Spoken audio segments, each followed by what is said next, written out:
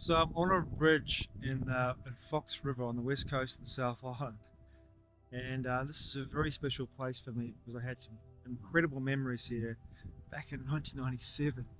I came to a festival here called Flight to Light, and this bridge now is actually out of commission. It's broken, as you can see behind me. It's no longer. It used to go up to there, but now it's broken. We can't, obviously it's been washed away. But it's a very special place, a very amazing place for me, the memories I have here. There's a freedom camping spot over here now. People freedom camp over here, as you can see. There's vans over there. Freedom camping. And over here is the beach itself along across the road. Fox River Beach is down through here. And along there is the Fox River Beach. And over here is a huge rock up here. That rock, I sat up with my friend Ratu, this Māori guy from Rangihātia in the Golden Bay, up there. The sunset and that was in January, I think it was January the 16th, 1997. Ratu and I sat up there on top of that mound up there on that hill. Sat up there, and when I was up there, we dropped some acid. I had a Fat Freddy, which is 2 hits of acid together, and I gave Ratu half and I had half. And I remember watching the sun go down up there, up on that hill up there. While I was up there on the hill, Ratu said to me, "It's time for you and Matariki," which is the Pleiades to connect. And when he said that, he walked off and left me up there by myself. And I had an incredible experience on the horizon over there. Around sunset, I reached out and I called out to Matariki in Māori. "Hui hui te Matariki a o kai." I called out to them.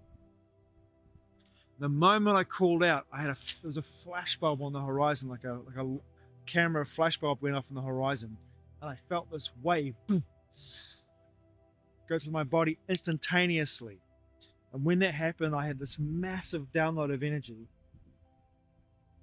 And in that download of energy, I felt deep sense of peace, serenity, and compassion for all people and all creatures and all beings.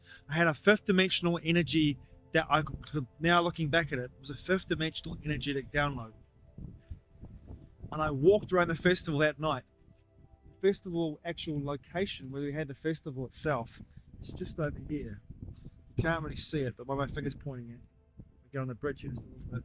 Just over here, there's a patch of like flat ground where they had a stage up there next to the beach. I walked around the festival all night long, seeing people that I knew from Nelson region, Motueka region, hanging out with them, dancing naked as well. Been naked for 2 days because we had at the time the river's actually moved a lot of the river itself, the Fox River itself, has moved a lot of the silt and the soil and the earth around for years.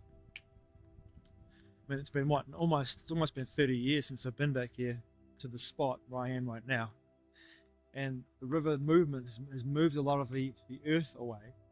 But over here where these people are sitting, just over here, my finger's pointing at, there was a sauna right next to that river, a little further down, about there, my finger's pointing.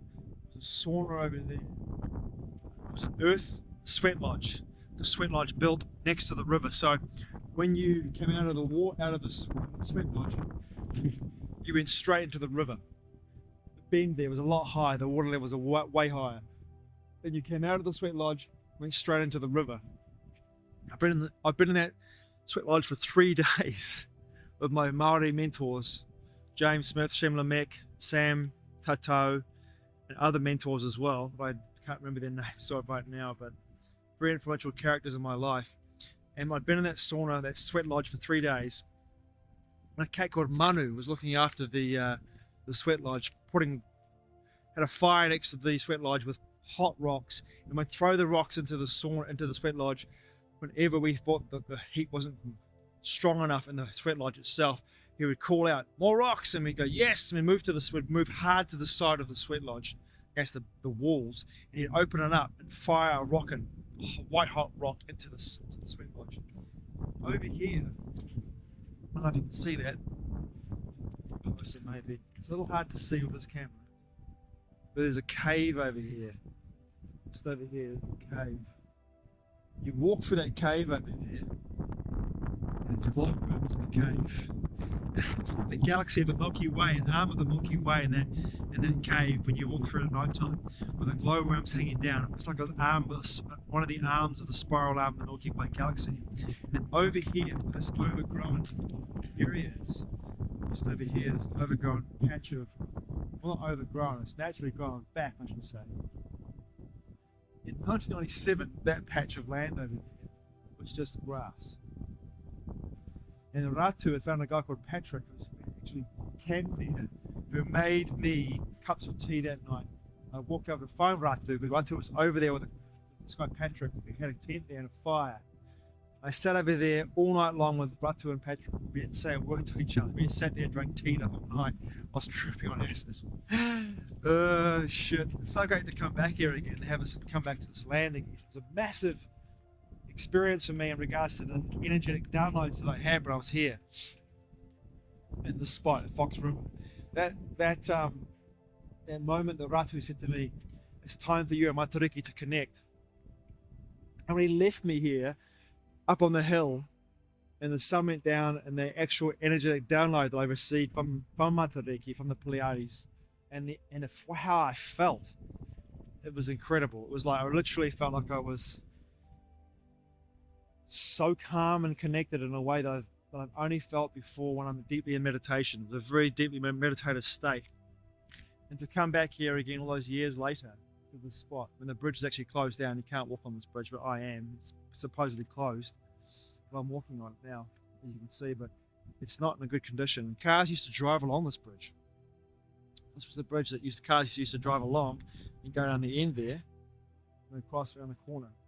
But that's the new bridge, which they've built over here, the new road bridge across the Fox River.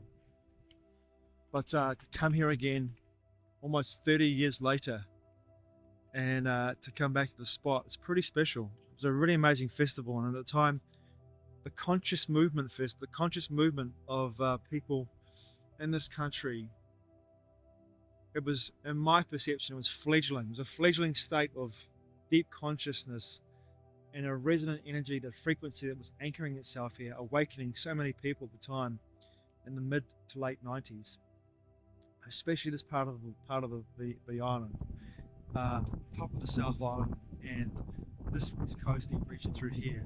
The Flight to Light Festival was amazing. It was a really incredible experience for me.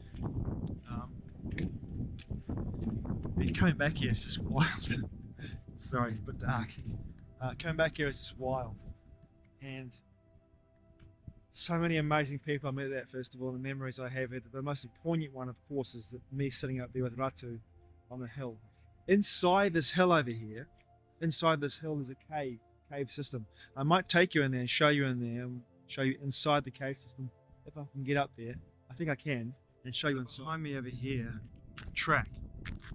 It actually belongs to someone's house now. Well, it's this whole thing here has got a barrier across it, all the way across. But back in the day, that track there behind me. So I'm standing as close as I can get to this particular mound here of rock. Because when I recorded before, and I was recording next to the rock with my camera, it shut down. Even though my battery was full, this rock here, I remember back in the day, they told us back in 97 that this rock was radioactive. It had uranium in it. This massive rock here was this was sea rock, had uranium in it. Whether that's true or not, I don't know. But I know that with my camera, I was filming there, trying to take you through a tour of the area and take you into the actual caves inside.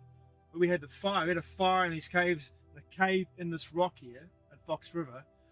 We had a fire in this cave up above the ocean. I was going to walk across the top of the rock to the spot where I took the acid with Ratu. my camera just shut down, even though the battery was full. So I've come back to my van. I'm filming in my van, showing you where the rock is, but I can't get any closer than this because my camera just shuts down. I kid you not. My camera just shuts down. When I get too close to that rock, here, my camera just shuts down. Weird, man. So for whatever reason, I can't film on that rock. And not only that, someone's taken where the road meets the road and the bend here meets the land. Someone's put a property over there too, so I can't walk onto the property because now it's private property. I wouldn't dare do that. So very strange how it's happened. But since January 97, the road's been barriered off, and someone's got a property there now, so I can't go under the land up to the rock itself, take you into the cave, and take you to the spot where I watched the sunset with Ratu and took the acid and had the experience with Matariki, the Pleiades.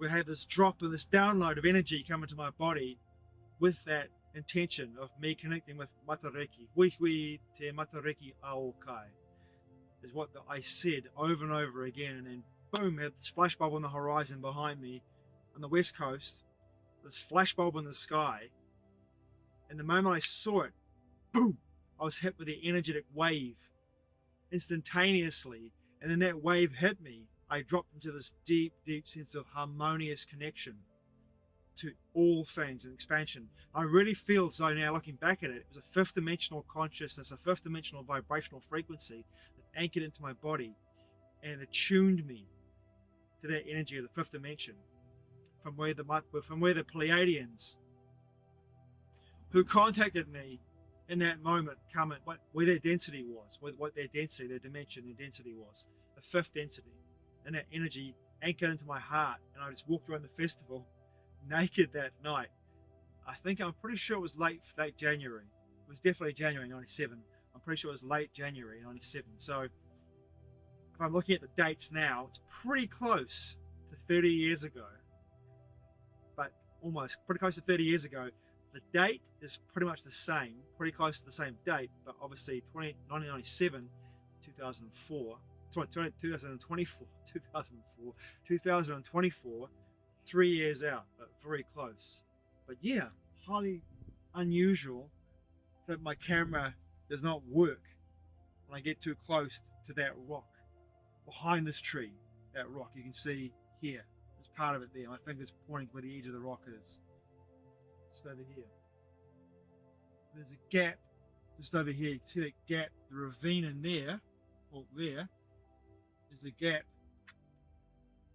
between the two rocks, and the other side of that is a rock, the big rock that we climbed on top of. So yeah, very unusual. But there you go. Once again, like way back in the day, I was told that rock was full of, it was nuclear, and someone had said that a nuclear weapon had gone off here, which I found kind of ridiculous back in the day. But if that's the case, there's something unusual going on there with the equipment that I've got here, and it won't work. Even with a charged battery, it won't allow me to film over the next side of the road where I started filming, and then it shorted out. How bizarre. But yeah, mystical experience right here at Fox River in 1997. Truly mystical. Thanks for watching. I truly appreciate it. Matewa. I'll see you again soon.